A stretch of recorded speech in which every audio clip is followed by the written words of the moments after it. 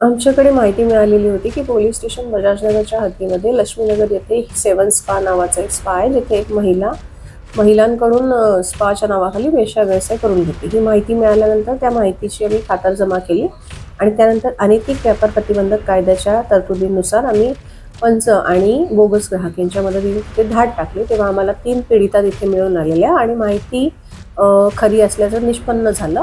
त्यानंतर भारतीय न्याय समितीच्या 143 कलमान्वये एफकारला पाचारण करण्यात आलं आणि त्यांच्या मदतीने त्या आरोपीचे 2 मोबाईल, पंटरने दिलेले पैसे आणि तिथे काही कॉन्डम असा 37,030 रुपयाचा मुद्देमाल तिथे जप्त करण्यात आलेला आहे आणि 3 पीडितांची सुटका करण्यात आलेली आहे.